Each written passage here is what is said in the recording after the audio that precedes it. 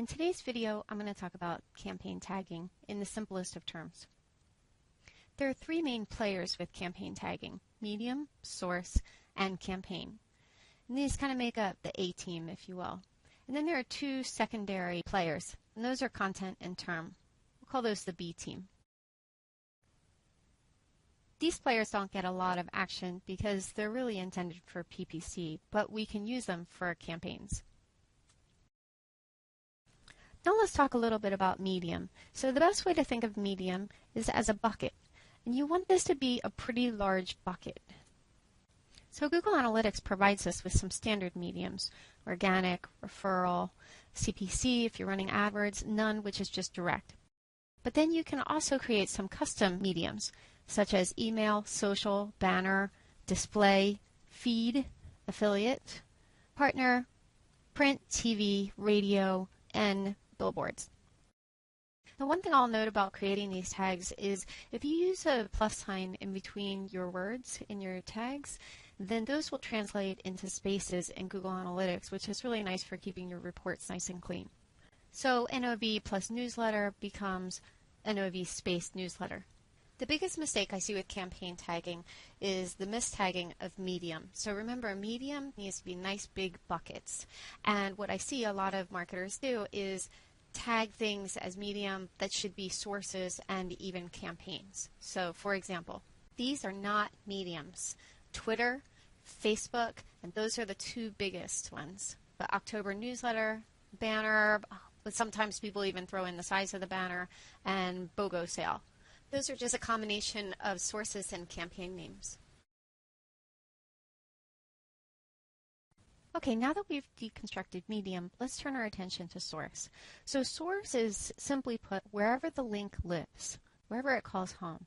So this might be twitter.com or t.co, facebook.com, affiliate1.com. Let's say you have a banner on an affiliate site and you want to tag that, which you would. You might tag it whatever your affiliate's name is, .com. Or for email, different clients approach it differently. Some tag it as internal.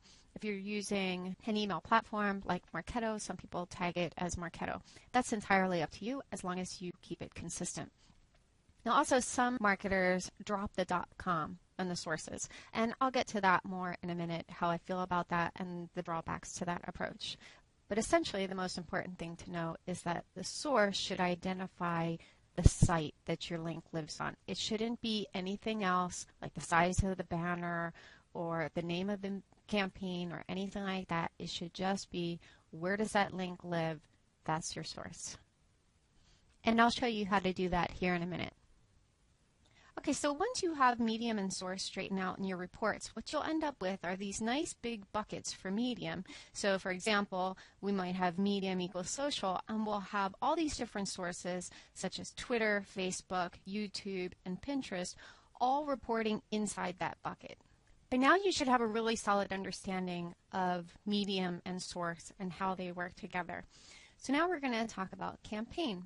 And campaign is really the most straightforward of the three A-team players. So campaign is simply the name of your campaign. And this name should be intuitive. A few examples might be BOGO email, Christmas giveaway, or holiday giveaway, or welcome new member email. Last up, I'm going to talk about content. So the content parameter I kind of use as a catch-all. I really don't use the term parameter. Every once in a while I do, but for the most part, content captures everything that I need to capture that's extra. So now let me show you a couple examples of how you can use the content parameter.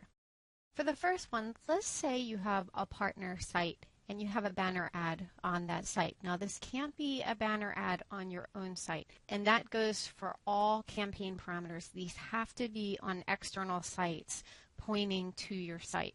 If you use campaign parameters internally on links on your own site, you will absolutely trash your data.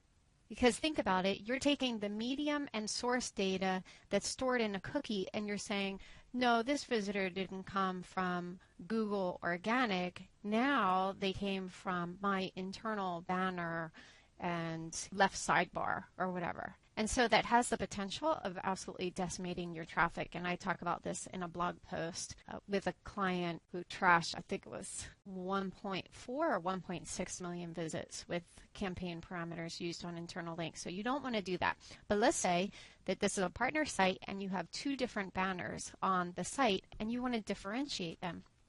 Well, you could set the medium to partner, the source to whatever that website is, suchandsuch.com, and then in the content parameter, you could store either the position of the banner ads, so maybe right sidebar versus header or versus footer, or top versus bottom if they're both in the same sidebar like I show here. Or you could differentiate the sizes. So when I worked in-house for a publishing company, I set up a tagging framework for all of their sites. And now this is something I do for clients. But one thing we did was when we got started, we only used the basics. We used medium, source, and campaign. But then after a while, people got addicted to all of this data coming in, and they wanted to start differentiating the different ads they had on their partner sites. So what we started doing was tracking in the content parameter the sizes of the banners. So 120 by 600 or 728 by 90. You could also refer to them as the banner type, such as skyscraper or leaderboard. We just like to use the exact measurements. And then we could slice and dice the data in lots of different ways, which at the end of the day is exactly what we're going after. So there you go. This has been an overview of campaign tagging. To learn more, check out my comprehensive guide at bit.ly/GA campaign tagging.